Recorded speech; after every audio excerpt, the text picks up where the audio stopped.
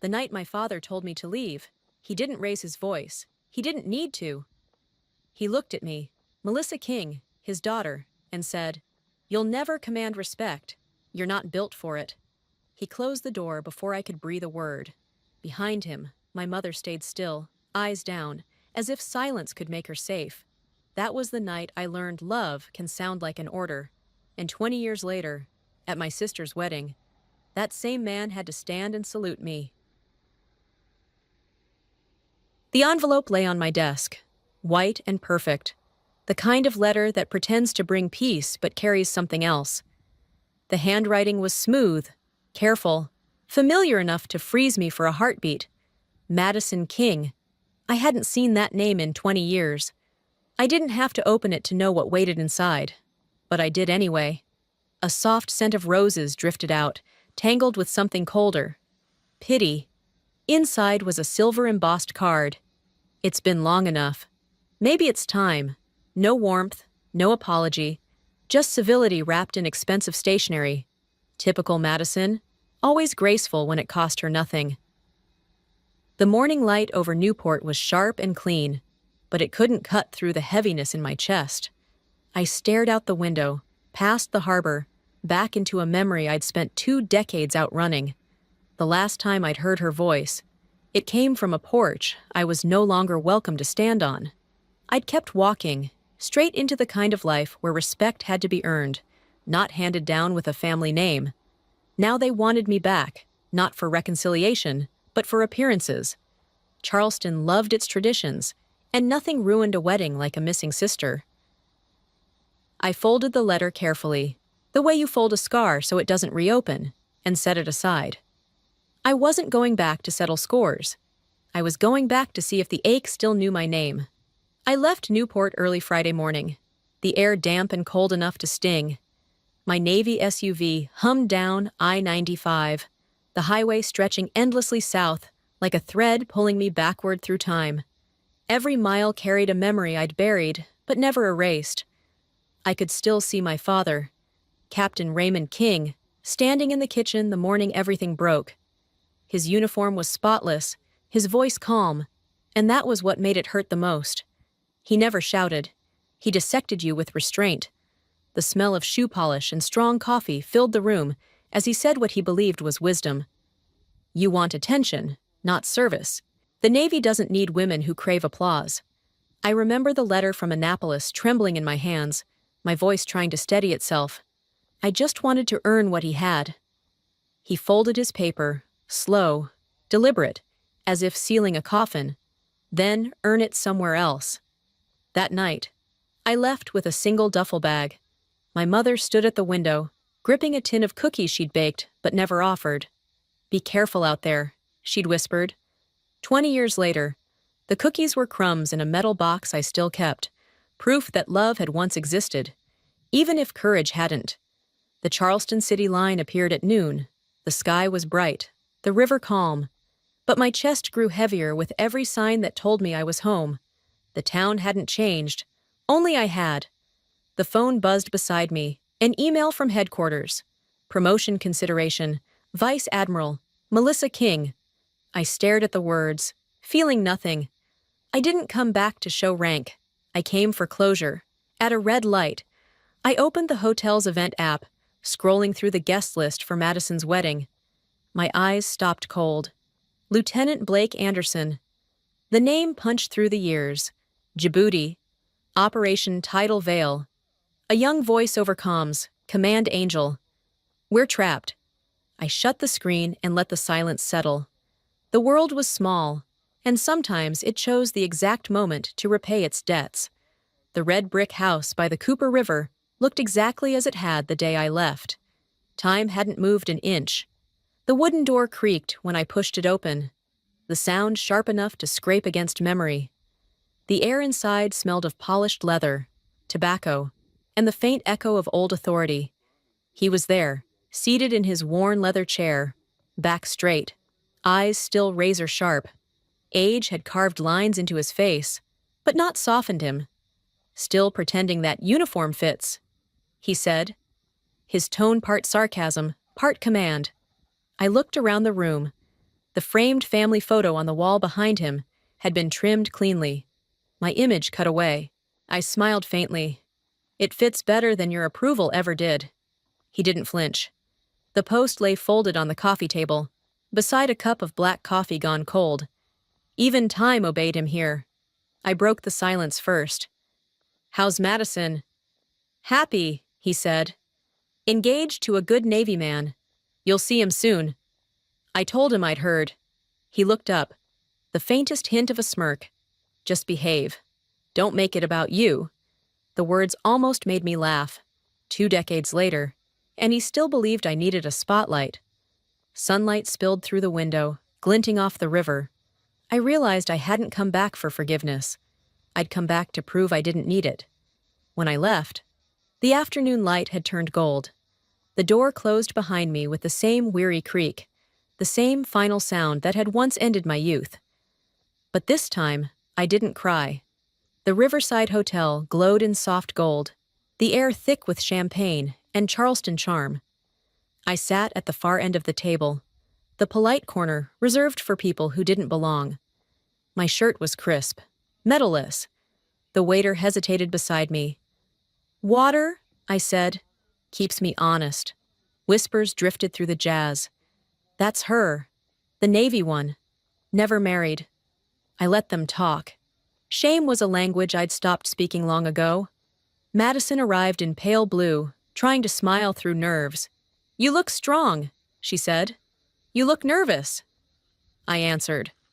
Her eyes flicked toward our father near the podium, Captain Raymond King, still commanding attention without a word. When asked for his drink, he didn't look up. "Scotch. Neat. Same as always." The room fell silent. Madison lifted her glass. "To family, old and new." Her voice trembled. My father stood, adjusting his tie like a man reporting for duty. "Family is where we learn service," he said.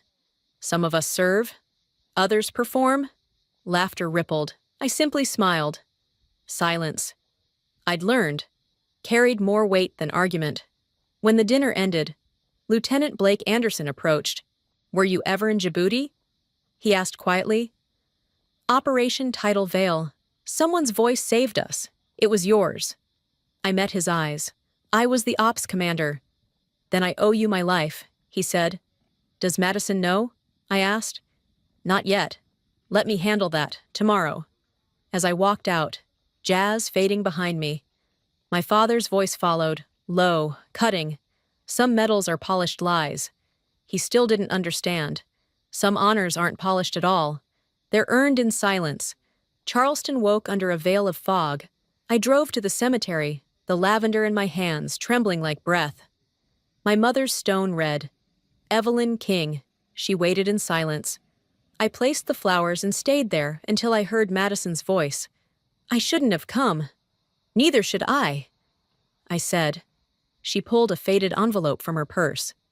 "It's from Mom. She wrote it before she died, inside." Her handwriting wavered. "If I had been braver, I would have followed you out that door. Silence isn't peace, it's decay." My throat closed. "Why now?" "Because Dad told me to destroy it," Madison whispered. "I couldn't. He wants you to sign something, the house, the inheritance.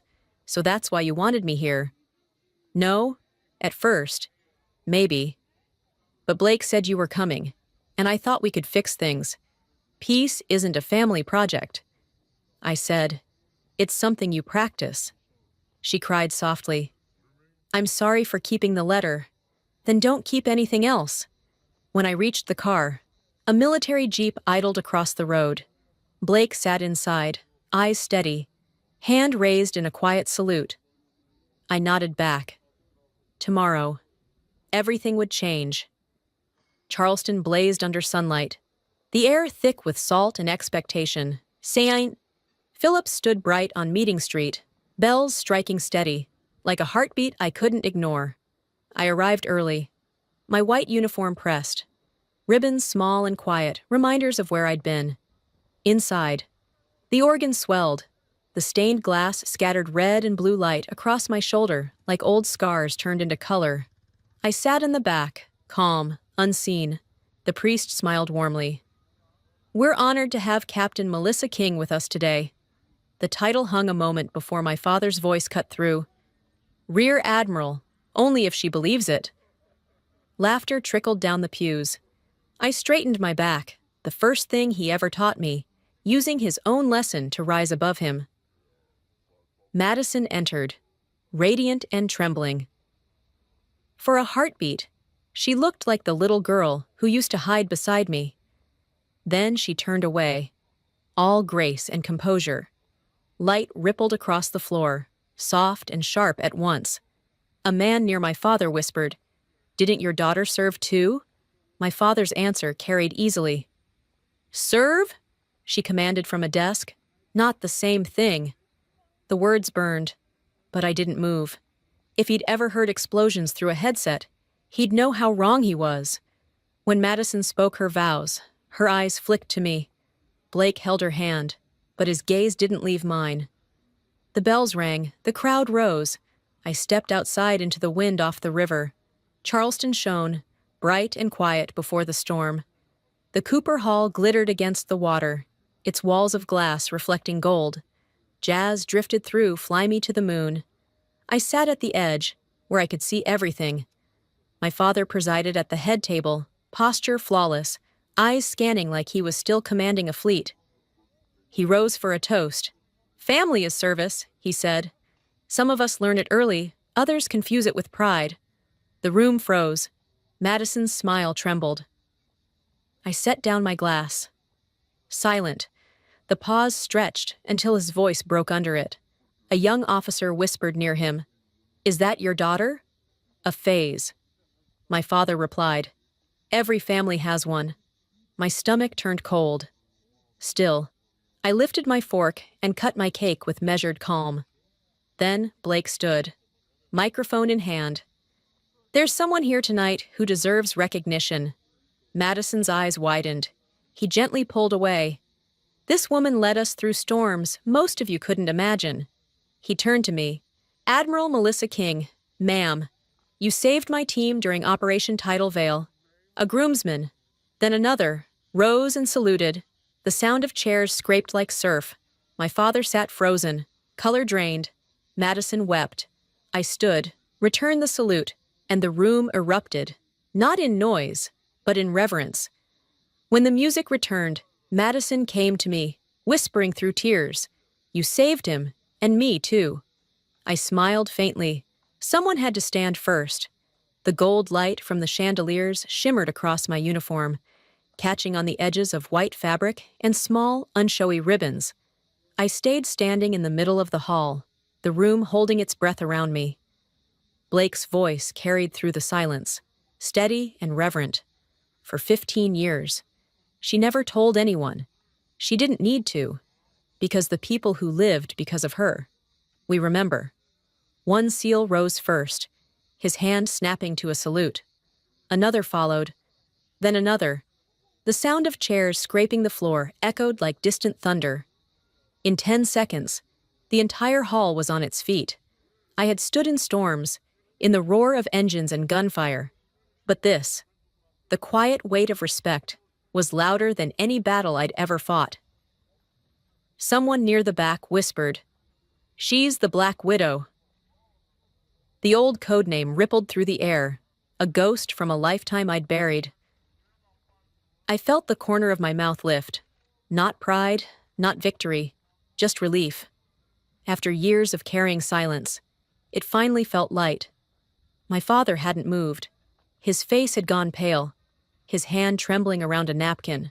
For a heartbeat, I thought he'd turn away, walk out like he had before. Instead, he set the glass down and stood. Slowly, he met my eyes, and I saw it. The collapse of certainty, the surrender of a man who'd built walls out of command. I straightened, lifted my hand to salute. He returned it. The movement, careful, imperfect, but whole. 2 officers, 2 generations, one salute ending 20 years of unspoken war. The applause began softly, like rain against metal, spreading through the room. Blake handed me the microphone. "Would you like to say something, ma'am?" I looked at the faces before me, tearful, astonished, quiet. No, I said calmly. Everything's already been said. I placed the microphone down and returned to my seat. Madison's hand found mine, trembling. You didn't have to come. I did, I told her. Not for them. For me. Outside, beyond the glass walls. The Cooper River shimmered under the moonlight. Still, vast, and finally at peace. Just like the part of me that had been waiting to exhale. Charleston was quiet under the street lamps, their light stretching long and thin across the wet pavement. I drove slowly along the river road until the red brick house appeared through the haze. The porch light was on. After 20 years, that single bulb glowed not for anyone returning, but for something still standing. I parked, stepped out into the warm night, and climbed the old steps. My knuckles tapped the wood twice. Knock, knock. From inside came the sound of slow footsteps, measured and familiar. The door opened. My father stood there, no tie, sleeves rolled up, the stiffness gone from his shoulders. His face looked smaller somehow, the lines deeper, the certainty softer. I made coffee, he said. Then I'll sit. I answered. We took our places at the kitchen table, the same one where everything had broken 2 decades ago. The faint scent of shoe polish still lingered, now mixed with fresh coffee. Between us lay the morning paper, still folded, untouched, as if time itself had paused here. He spoke first, his voice rough. I shouldn't have said those things tonight. You said them 20 years ago, I told him. Tonight just gave them a microphone. Silence stretched. I looked at his hands, thin, veined, trembling slightly. He asked, Were you ever scared? Every time, I said. But I moved anyway. He exhaled, a long, uneven breath. I told myself I was protecting you when I pushed you out. You were protecting your story, I said. That story cost all of us. He nodded faintly, but we're still here. The old clock ticked between us, each sound steady, identical to the one that filled this house the night I left. After a while, he glanced at the door. Those 2 knocks, what do they mean? I smiled. It's how you say, I'm here, and I mean no harm. He turned toward the door, lifted his hand, and tapped twice. Knock, knock, I'm here, he repeated softly. And I mean no harm. We sat in that fragile peace, no tears, no apologies, just 2 people acknowledging the quiet truth at last. Before I left, he rose, walked to the wall, and stared at the family photo. The cut frame was still there, the empty corner where I used to be. He opened a drawer, pulled out the missing piece, and carefully taped it back. Time to put it back, he murmured. Respect starts closest to your hands, I said, and stood. When I stepped outside, the porch light glowed steady above me. It didn't call me home. It simply stayed lit, warm, patient, and enough to keep the darkness from closing in. Dawn stretched across the Cooper River, soft and golden, the kind of light that forgives. My footsteps fell steady against the boardwalk, each one tracing the same path my father once walked beside me, teaching me to swim in these waters. The air was cool, salted with memory, but lighter now, no heaviness, no ghosts pressing on my chest, only breath, only rhythm, only peace. The phone buzzed in my pocket, a small vibration that broke the quiet. I slowed, pulled it out, and read the message glowing against the morning sky. Vice Admiral appointment confirmed. Congratulations, Admiral King. For a moment, I just stood there, watching the river move beneath the bridge. No rush of pride, no surge of tears, just a quiet smile that came from somewhere deep, where closure finally lives. I didn't forward the message. I didn't tell anyone. Some victories don't need an audience. Last night, before sleep, I'd opened my old leather journal, the one that's followed me through deployments and silence, and written, Respect isn't inherited, it's earned and maintained. Now, standing beneath a sky turning rose and blue, I added a single line, and sometimes, it's restored quietly, one knock at a time. The first sunlight touched the river, scattering in long ribbons across the water. Charleston woke slowly, the sounds of gulls and car engines folding into the hum of a city that had both broken me and built me again. I inhaled deeply, filling my lungs with the air that once felt stolen from me. People ask what revenge feels like. I thought, it feels like this, breathing easy in the same town that once took your air. I started running again, crossing the bridge, the river shimmering beneath. Every stride felt lighter, as if the past had loosened its grip one breath at a time. The wind moved through my hair, carrying the scent of salt and sunlight. No eyes on me, no applause, no need for validation. I didn't need forgiveness or acknowledgement. I didn't need to be seen to know I was whole. The town that once silenced me now echoed only with calm, the sound of waves against the shore, the rhythm of a heart finally at rest. And as I crossed the last stretch of the bridge, the light widened around me, steady and clear. For the first time in my life, I didn't feel watched or judged. I just felt still. And in that stillness, I knew I had won.